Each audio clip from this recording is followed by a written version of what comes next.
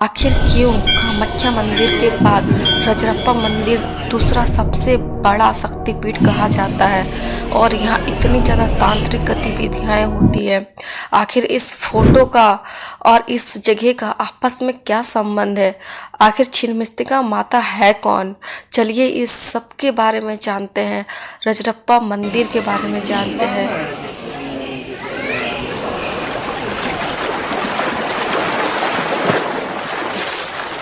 रजरप्पा मंदिर रहस्यों से घिरा हुआ और अपने साथ कई रहस्य समेटा हुआ एक अनोखा मंदिर। इस मंदिर में जो पूजा होती है वो होती है माँ छिन्नमस्तिका की, एक ऐसी देवी जिसका सर नहीं है। आप माँ के इस रौद्र रूप को देख के चौंक जाओगे और जब इस मंदिर की आप हिस्ट्री पता करोगे तब आप इतने ज़्यादा सरप्राइज हो जाओगे कि आप ये सोचोगे कि इस मंदिर में मैंने पहले कभी क्यों नहीं आया। इतना अनोखा मंदिर, और इस मंदिर की सबसे खासियत बात ये कि दो नदियों के संगम पे है और वो दो नदियाँ ऐसी हैं एकदम बल खाती हुई, बहुत ही खतरनाक नदियाँ। और सबसे बड़ी बात, ये जो नदी है दामोदर नदी के किनारे है और दामोदर नदी आप लोगों को पता है ये नदी हिमालय से भी पुरानी है। हिमालय से भी जो नदियाँ आती हैं ना उनसे भी ये नदी पुरानी है। और इसके आमने सामने का जो ये पठारी क्षेत्र है, ये बोला जाता है कि जब धरती बन रहा था उस समय के ये पठार है।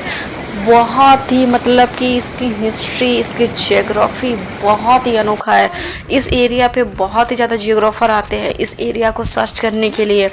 कारण उसके पीछे है, इसके सामने एक दामोदर नदी है जो कि खाई में है, उसके ऊपर जो ये भीड़ा नदी है ये उठान पे है और ये डाउन लेते हुए गिरती है। अब ऐसा नज़ारा आपको पूरे भारत में कहीं देखने को नहीं मिलता है। ये बहुत ही एक अद्भुत दृश्य है और इसी नदी के संगम पे ये मंदिर है माता छिन्नमस्तिका का। तो आइए अभी हम लोग माता छिन्नमस्तिका के मंदिर के दर्शन करते हैं और माँ छिन्नमस्तिका से के रहस्य, उनसे जुड़ी हुई कथाओं को सबको जानने की कोशिश करते हैं। तो मेरे वीडियो को ये लास्ट तक ज़रूर देखना। और मैं ये सबसे बड़ी बात आपको बताना भूल गई, ये जो मंदिर है माँ छिन्नमस्तिका का मंदिर और ये जो जगह, ये तंत्र साधनाओं का गढ़ है। कामाख्या के बाद दूसरा कोई मतलब बोला जाता है कि बड़ा सिद्धि पीठ और तंत्र विद्याओं का गढ़ कोई है तो ये रजरप्पा का ये मंदिर है। तंत्र साधनाओं यहाँ पे बहुत ही ज़्यादा पहले हुआ करता था, फिलहाल अभी तो नहीं होता है, लेकिन यहाँ एक चीज़ अभी भी होती है वो है बलि प्रथा। यहाँ पे हर रोज़ एक बलि होती है जो जिसके बाद ही बाकी जो भी श्रद्धालु होते हैं वो पूजा कर पाते हैं। पहले यहाँ के जो पंडित हैं वो पहले पूजा करते हैं, फिर ये बलि होती है, फिर उसके बाद बाकी लोगों का पूजा होता है। तो ये इसका एक डेली रूटीन है जो कभी नहीं बदलता है, कोविड में भी नहीं बदला। आप इस मंदिर की अद्भुतता को जानोगे ना तो आप खींचे चले आओगे इस मंदिर के तरफ में। तो चलिए मैं इसका पूरा आपको वीडियो बताती हूँ कि कैसे आप मंदिर में आप आना है, कैसे आपको दर्शन कर सकोगे और बाकी सारी चीज़ें मंदिर के आसपास के एरिया के बारे में और मंदिर की पुरानी इतिहास और इस खास करके यहाँ का जियोग्राफी इतना खतरनाक है, आपको ऐसा जियोग्राफी आपको कहीं देखने को नहीं मिलेगा। तो चलिए वीडियो को स्टार्ट करते हैं। रजरप्पा मंदिर रामगढ़ जिले में पड़ता है। रामगढ़ जिला रांची से करीब 80 किलोमीटर का डिस्टेंस पे है, लेकिन जो ये मंदिर है ये 66 किलोमीटर के अप्रॉक्स में पड़ता है। अगर आप दूसरे स्टेट से आ रहे हो तो आपको रांची जंक्शन आना होगा। रांची जंक्शन से आपको डायरेक्ट बस रामगढ़ के लिए मिल जाता है और रामगढ़ से फिर आपको मंदिर तक आने के लिए आपको जीप या फिर लोकल बस, ऑटो ये सब लेना होता है। ऑटो यहाँ पे कंटिन्यू आपको मिल जाएगा जैसे आप रामगढ़ पहुँचोगे। उसके बाद अगर आप रांची नहीं आना चाहते हो तो आप मोरी जंक्शन आना। मोरी जंक्शन से ये मंदिर सामने पड़ता है। मोरी जंक्शन पे उतरने के बाद आपको गोला रोड आना होगा। गोला रोड से ये मंदिर जो है करीब 10 किलोमीटर के डिस्टेंस पे ही है। तो गोला रोड से आपको ईजिली आपको ऑटो और जीप ये सब मिल जाता है और आप मोरी जंक्शन से गोला तक जाने के लिए भी आपको बस कंटिन्यू आपको मिलता रहता है। अगर आप दूसरे स्टेट से आ रहे हो तो ये आपका एक तरीका हो गया आने के लिए। अगर आप झारखंड में ही लोकल हो तो आपको रांची आना होगा और रांची से फिर आपको बस वगैरह लेना होगा।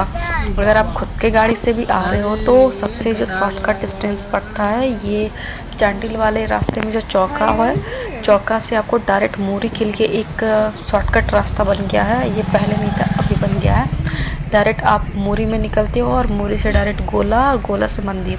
तो ये जो डिस्टेंस है इसमें आपका टाइम बहुत बच जाता है। पहले क्या था कि रांची होते हुए जाना होता था, लेकिन अभी रोड वगैरह बन जाने के कारण ये काफ़ी शॉर्टकट हो गया है। माता छिन्नमस्तिका के बारे में जानकारी हमें हिंदू पुराणों और वज्रयान शाखा दोनों से मिलती है। अब मैं इस पर डिस्कस करने नहीं जाऊँगी कि छिन्नमस्तिका माता एक्चुअल में किस धर्म में पूजी जाती थी। मैं बस आपको एक जानकारी दे रही हूँ, जैसे कि मार्कंडेय पुराण जो कि 550 ईस्वी से लेकर 10th सेंचुरी तक की जो एक पुराण है, उसमें आपको छिन्नमस्तिका माता के बारे में जानकारी मिलती है। देवी भागवत पुराण जो कि 9वीं से लेकर 14वीं शताब्दी तक की एक पुराण है, उसमें छिन्नमस्तिका के बारे में जानकारी मिलती है, छिन्नमस्तिका माता के बारे में। और उसके जो 10 विद्याएँ हैं देवी शक्ति की, इनकी जानकारी देवी भागवत पुराण में मिलती है। लेकिन इसके अलावा बौद्ध धर्म में वज्रयान शाखा जो है उसमें भी हमें बहुत सी जानकारियाँ मिलती हैं। बहुत सारे उग्र देवियों के बारे में जानकारी मिलती है जिनका तंत्र विद्या से जुड़ाव है। बहुत सारे डाकनी, योगिनी, बहुत ही मतलब कि ऐसे ऐसे उग्र देवियों की जानकारी मिलती है जो जिनकी पूजा तंत्र विद्याओं में होती है। और जो आपका वज्रयान शाखा है इसका जो अलग हुआ था महायान शाखा से और बौद्ध धर्म के अलग शाखाओं से, ये हुआ था 7वीं सेंचुरी में, ये हो गया था, ठीक है। और यहाँ छिन्नमस्तिका माता के बारे में पूरी जानकारी मिलती है। यहाँ तक कि छिन्नमस्तिका माता का जो ये रूप है जिनमें उनकी 3 धारियाँ निकल रही है और उनके पैर के नीचे में, जिसे हिंदू धर्म में कामरूप, कामदेव और रति कहा जाता है, और बौद्ध धर्म में क्या कहा जाता है मुझे पता नहीं, लेकिन ये जो पिक्चर है मैंने ये बौद्ध धर्म से लिया गया, मैंने बौद्ध धर्म के वज्रयान शाखा से ही मैंने ये पिक्चर लिया है। तो इसमें ये जो पूरा आपको दिखाया गया है, एक डाकनी है दोनों साइड में और नीचे सोए हुए हैं और उनके ऊपर में माता छिन्नमस्तिका है।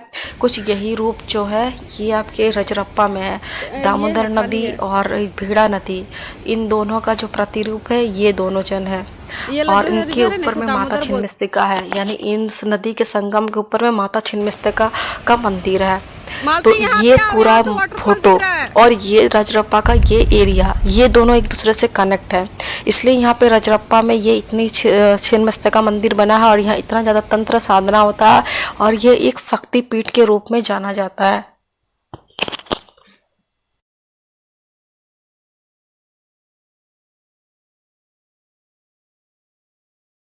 सुबह के 7 बजे हम लोग माता छिन्नमस्तिका के दर्शन करने के लिए अपने अपने घरों से निकल गए थे, क्योंकि हम लोग अपनी खुद की गाड़ी से जा रहे हैं तो हमें रास्ते में कोई भी ट्रैफिक नहीं मिला और हम लोग एक शॉर्टकट रास्ते से जा रहे हैं मोरी होते हुए। हम लोग कांड्रा से निकले हैं, कांड्रा से हम लोग चौका जाएंगे, चौका के बाद हम लोग एक शॉर्टकट रास्ता लेंगे ईचागढ़ होते हुए और ये डायरेक्ट रास्ता निकलता है मोरी। मोरी के बाद हम लोग गोला रोड और गोला रोड से रजरप्पा मंदिर। हम लोगों ने ये शॉर्टकट रास्ता लिया था क्योंकि हम लोग जो मंदिर के पीछे वाले साइड से हम लोग पहुँचे। यहाँ पे पार्किंग के लिए जगह है, जो पार्किंग करना है आपको, आप यहाँ पे गेस्ट हाउस से गेस्ट हाउस में पार्क कर सकते हो या फिर जहाँ से आप पूजा का सामान लेते हो आप वहाँ पे अपनी कार पार्क कर सकते हो। लेकिन जो रास्ता मैंने आपको शॉर्टकट बताया ये अपनी खुद की गाड़ी से आ रहे हो तो ही पॉसिबल है, क्योंकि इस रास्ते में बस नहीं चलता। बस के लिए फिर आपको रांची होते हुए आना पड़ेगा। यहाँ तक कि आप जो मानगो बस स्टैंड से बस लोगे ना, वो 2 रास्ते से रामगढ़ लेके जाता है, या तो बंगाल होते हुए या तो फिर रांची होते हुए। ये इस रास्ते से नहीं लेके जाता है क्योंकि ये रास्ता थोड़ा बीच में विलेज वगैरह पड़ जाता है, जिसके कारण यहाँ से नहीं लेके जाता है। और अगर आप एक बार मानगो बस स्टैंड में पूछ लेना कि आपका जो बस है कितने टाइम में पहुँचा देता है रामगढ़।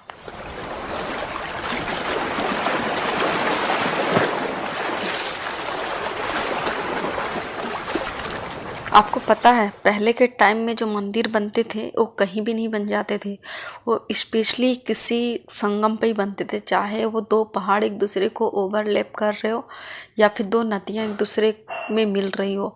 और ये जो जगह है लगभग वैसे ही है।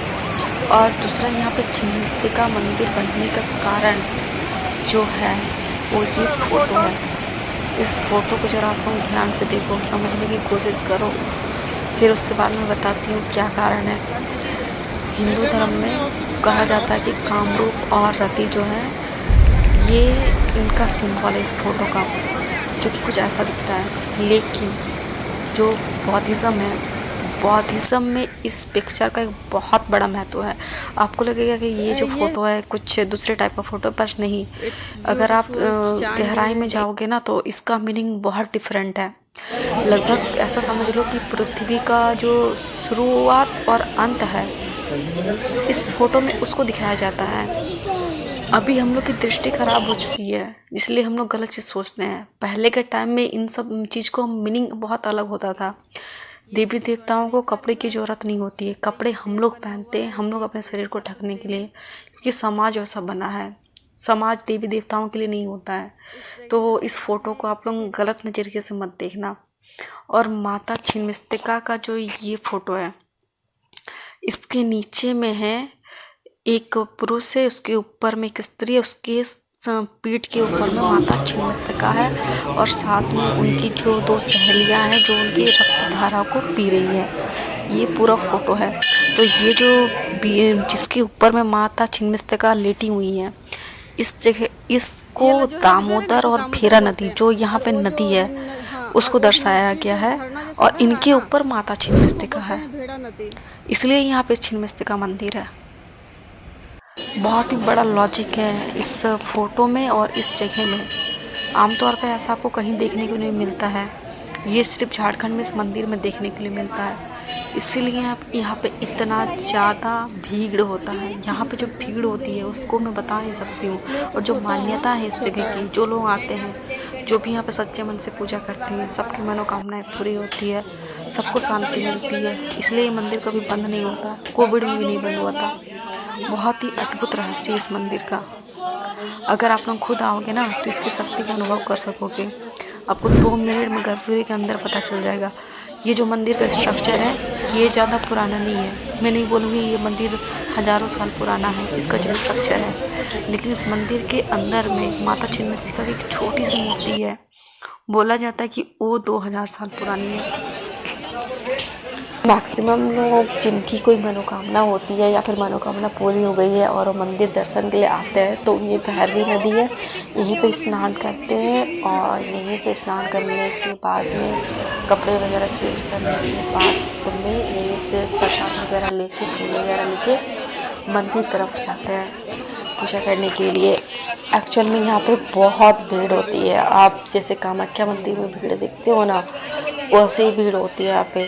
लेकिन हमारा इस सौभाग्य अच्छा था कि हम लोग जिस टाइम में गए थे मंदिर में भीड़ नहीं थे, क्योंकि हम लोग दिवाली के छुट्टियों में गए थे। और झारखंड और बिहार में इस समय छठ पूजा होता दिवाली के 6 दिन के बाद, तो जिसके कारण मैक्सिमम भीड़ यहाँ से गायब थी और हम अच्छे से दर्शन कर पाए। गर्भगृह में गए थे, गर्भगृह में अपने हाथों से फूलों की माला माता को चढ़ाएं। गर्भगृह के अंदर का मेरे पास कोई वीडियो नहीं है, क्योंकि वहाँ पे कैमरा ले जाना अलाउ नहीं है। तो आप लोग ये गलती मत करना, फालतू में डांटने तो सुनोगे और मोबाइल भी ले लिया जाएगा। और हम लोग उसके बाद में पूजा करने के बाद में यहीं पे खाना के लिए भी हम लोग का अरेंजमेंट था, तो हम लोगों ने यहीं पे खाना वगैरह खा लिया था। हम लोग गेस्ट हाउस में रुके थे थोड़ी देर के लिए, फिर उसके बाद में चले गए थे।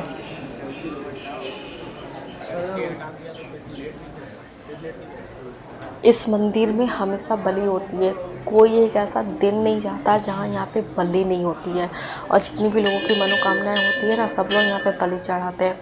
सबसे पहला बलि जो होता है वो मंदिर की तरफ से ही होता है, उसके बाद बाकी लोगों का बलि यहाँ पे लिया जाता है। ये जो जगह है यहाँ पे बलि होती है। और जितने भी लोग आते हैं जो अपना बकरी वगैरह जो भी लेके आते हैं, वो बलि चढ़ाने के बाद ये नदी के किनारे पे ही वो अपना खाना बनाते हैं। यहाँ पे जगह भी है, अगर आप खुद से बना सकते हो तो ठीक है, अदरवाइज़ यहाँ पे आपको जो खाना बनाने के लिए होते हैं वो भी आपको मिल जाते हैं। यहाँ पे बहुत छोटे छोटे ऐसे किचन टाइप के बने हुए हैं, आपको मसाला वगैरह सब कुछ वो दे देंगे बनाने के लिए। या फिर आप खुद से भी आप उनको अपना लेके जाओ, जो भी आपका बलि चढ़ाए हुए प्रसाद है, और उनको तो वो उनको बना के दे देते हैं आपको।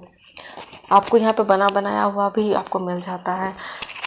बहुत लोग होते हैं ना जो चढ़ाते हैं लेकिन ज़्यादा नहीं ये करते हैं खाते हैं, तो कोई यहाँ पे मिल जाता है आपको। उसके लिए आपको अलग से जो भी इनका चार्ज है वो आपको देना पड़ता है, बिना पैसे के नहीं होता है।